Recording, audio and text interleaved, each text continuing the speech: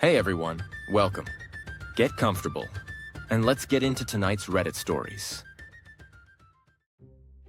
There's this teenage girl going through a rough patch, and the one adult she actually opens up to is her sister-in-law. But when her mom demands to know every single thing that was said in that private conversation, the whole family dynamic gets pushed to the limit. Is keeping a teenager's confidence being supportive, or is it a betrayal? Am I the asshole for not telling my mother-in-law what my sister-in-law said?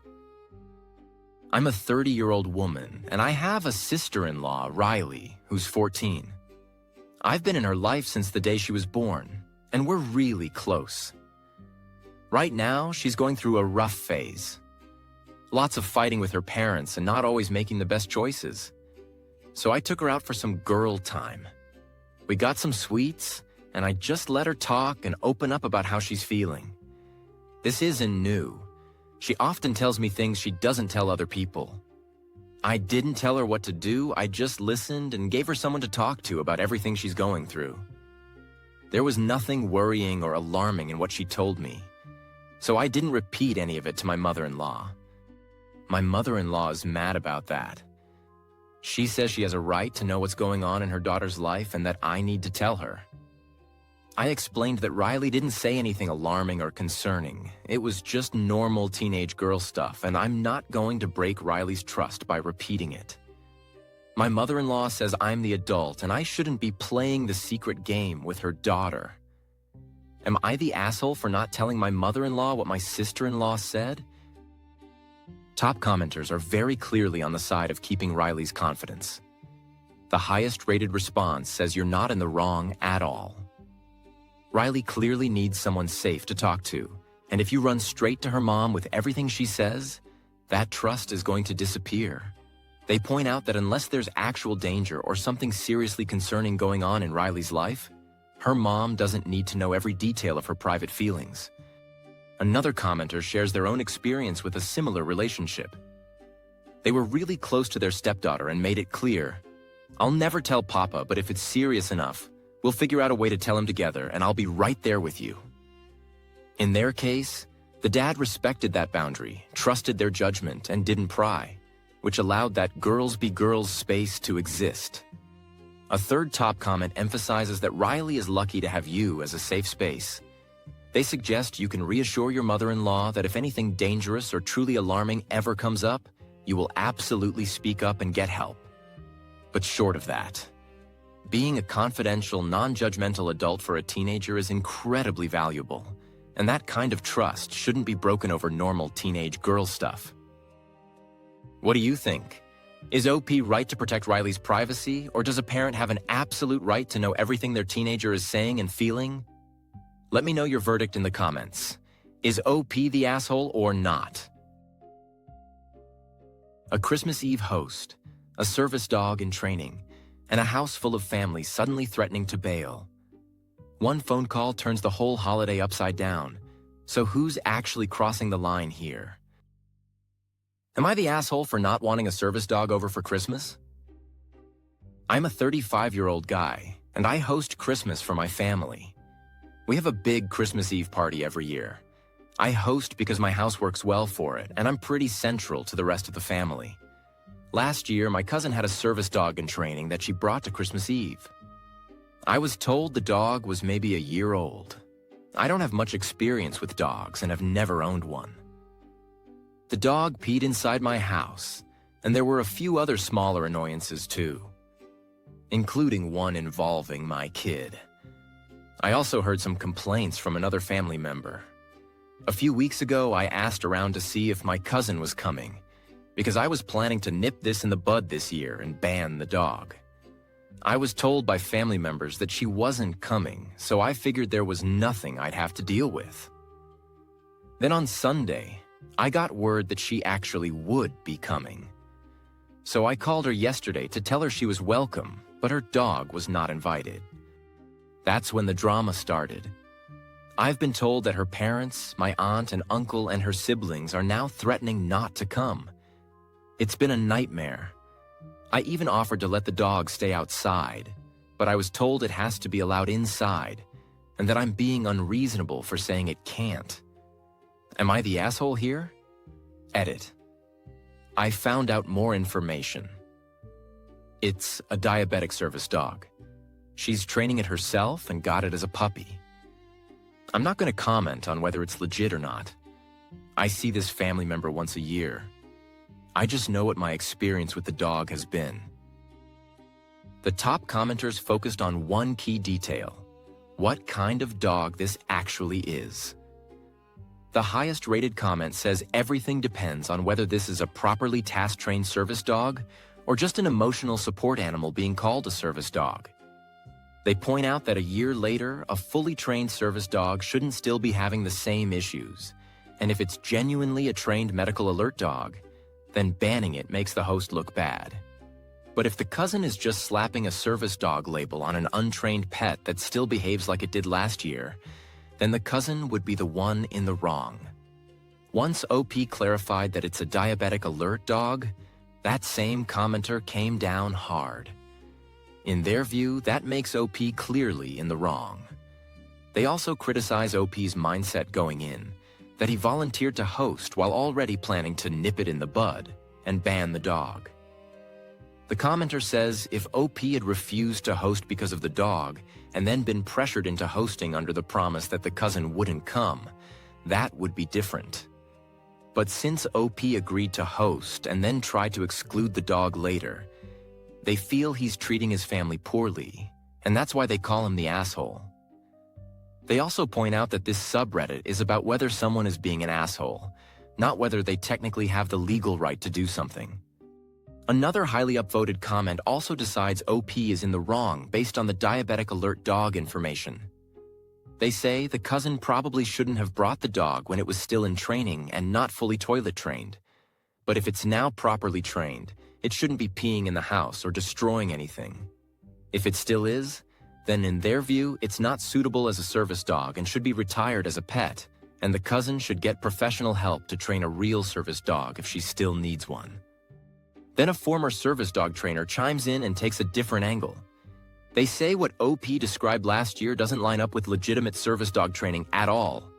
According to them, a 1-year-old service dog in training should not be having issues with kids or peeing in a house.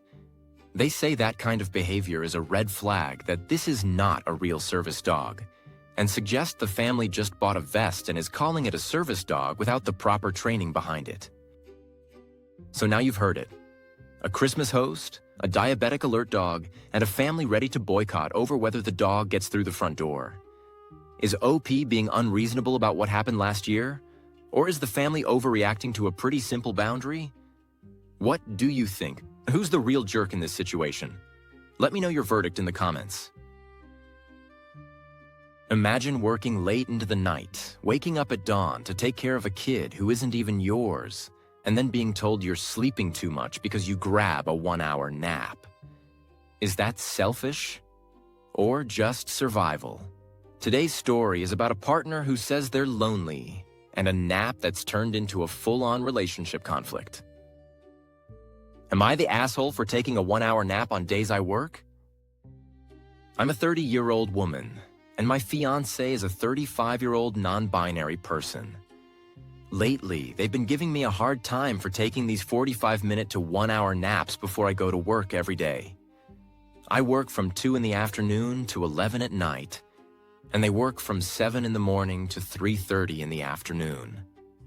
They also have a 4-year-old daughter, and I watch her while they're working, up until I have to leave for my own job. They expect me to wake up around 6-ish in the morning to make her breakfast and be ready for the day. Normally, I don't mind that, but some days, honestly, if not every day that I work, I really need that hour nap. I get home around 11:30 at night, and then I stay awake for an hour, maybe an hour and a half, because my body is still wired from work. I have 2 days off, and on those days we even nap together sometimes, and the little one does too. But now they're starting to say they feel lonely, and they're claiming that I sleep every single day, which I don't. Right now, I'm in therapy, and I see a psychiatrist to help with my alcohol addiction. I'm 2 months clean, and also for my ADHD symptoms like impulse control and other issues. I'm just a sleepy girl. I'm not doing this on purpose, and I'm not checking out because I feel like they'd be fine if I did. I will literally fall asleep sitting up if I'm that tired. They're acting like I'm never awake or never around, which, yeah, work does pull me away a lot, but I barely hit 40 hours each week. Same as them. My schedule is set, and my days off are Friday and Saturday, while theirs are Saturday and Sunday. I already feel like crap for sleeping as much as I do, and for needing to sleep at all when I have to wake up so early. I get maybe 6 hours of sleep each day before that nap if I'm lucky. I even talked to my psychiatrist to see if this could be a side effect of my meds, and she literally just told me, get more sleep. So, am I the asshole for napping when my body is literally forcing me to? Quick edit. My partner works from home at a very relaxed job, while I have to travel about 30 minutes both ways to get to mine, and my job is very pressure-centered. Reddit was overwhelmingly on OP's side, and a lot of people were confused and frustrated on her behalf. The top comment said OP is not the problem here at all. They pointed out that the fiancé isn't even letting OP get a full night's sleep, then still expects her to be the one making breakfast. The commenter basically asked, why can't the partner who has arms and legs make breakfast for their own child? Another highly upvoted comment was stunned by the schedule. They broke it down. OP works until 11 at night, gets home around 11:30, can't just instantly fall asleep, and then is still expected to wake up early to feed a child who isn't hers, while the child's parent works from home. They said that's a hard no. They also shared that their own psychiatrist wouldn't even prescribe psych meds until their sleep was regulated. So telling OP she naps too much makes no sense.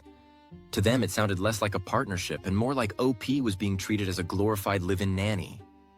Another big comment echoed that same confusion. If the partner has a relaxed work-from-home job, why is OP the one getting up at 6 in the morning with their child? Commenters felt that question alone said a lot about the imbalance in this relationship and the expectations being placed on OP's time and energy. What do you think? Is OP being inconsiderate for napping before work?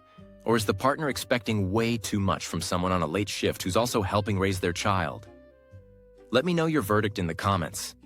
Am I the asshole or not? And how you'd handle this sleep situation. Picture this. A daycare with a keypad lock, a stranger right behind you at the door, and you've got about half a second to choose between being polite and keeping things secure. Do you risk an awkward moment to protect a room full of kids? Or just hold the door and hope everything's fine? Am I the asshole for not holding the door for a woman? I'm a 38-year-old woman, and I recently switched my daughter to a new daycare. The way you get in is pretty much the same as her old daycare. There's a keypad, you punch in a code and password, and that unlocks the door. Only people who are actually authorized to pick up a child are given that code, and the daycare checks their IDs and keeps them on file. At the old daycare, the rule was super clear. You do not hold the door for anyone. Every single person coming in has to use the code themselves to open the door. They didn't specifically tell me that this was the rule at the new daycare, but I just assumed it was the same, and honestly, it's a policy I really like. The other day, I was going in for one of my first visits at the new place. As I was going in, there was this older woman behind me, probably in her late 60s.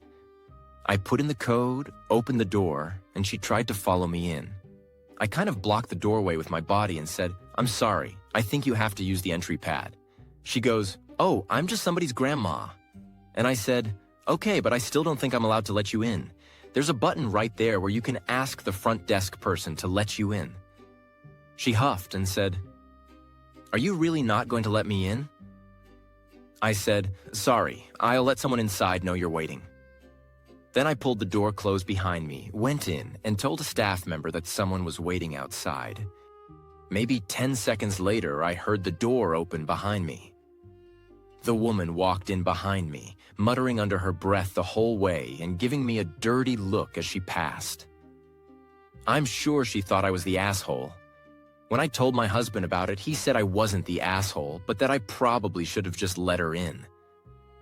In my mind, crazy comes in all shapes, sizes, and ages, and I'd rather have an uncomfortable moment than make things potentially unsafe for my child and the other children. So, am I the asshole? Info.